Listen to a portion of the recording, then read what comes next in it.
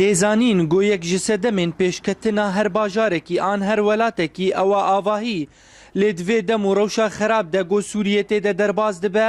bêguman derfetên avahiyê kêm bûn lê tevî vê rewşê li bajarê Dirbêsiyê avahî li pêş dikeve û avakirina komalek an burcek goxanî bazar û têl mol wê tê de hebin ji hêla hin bazirganiyên mezin li bajar wê ava bibe. هذا مشروع مكلف ب10 طابقة وجارة أول في باجاري دربيسية ويتشيبه مطعم تيدنه فندق ويتيدبه مكاتب تيدنه دكان تجاري محلات تجارية ويتيدبن شقق سكنية ويتيدبه في معبرات تركية قال لك حب عالم كارن مثلا امبيجن هاتن بوابي ايرو درباس نبون كاوي هرن كرا كافن يعني ضروريات ام فكرين مقوب راستي لازم فندقك تشيبه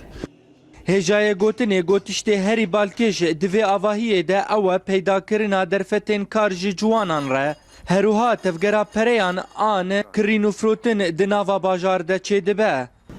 بناء يعني قال لك خدمتها اقتصاد محلي طبعا على المستوى المحلي خدمتها يقول لك باعتبار كميات مزنجة عمالة شغلينه وتداول سوكة شيدبه تداول عملة سوكة شيدبه جبرانا مثلا مشروع يعني كلفتها تقدير يدور 6 مليون 6 مليون درج عمالة شارج نجار درج مهندسين وانا في نفس الوقت اوجي تداولة كبيت كنت سوكة درج خرخوار ريت كرم تشنيدن ذكرن يعني حركات سيولة دندري باجار تشيدبه خذي يعني أزوع عمالي قلت شغل ناس نجار باطون والحمد لله يعني شغل باش مشروع كي مثل دربيسية شيء وسيشار مشروعي دولة والله منو حاجتي درفة نام درناك مش درفة لأنهم درنش درفة يشغيني مسألتي تنا وبري ما دخون وحتى أم بتعبا خوجي تشغلون والله قشي ما ولو در هدر در يعني نعمل بلدي خو بيشغل ناف زارو كي خو يوم يعمل شدر كد دركت Di heman demê de avahiyên wisa riyê li pêş bazirganiyên mezin vedike got ew jî projeyên avahiyê di heremên Kurdî li Sûriyê de pêk bînin. Yekemîn car li bajarê Dirbêsiyê avahiyek wisa mezin pêk tê got ew bibe wek destpêkekê ji pêşxistina bajar û deverên Kurdî. Ciwan Kurdî Orient News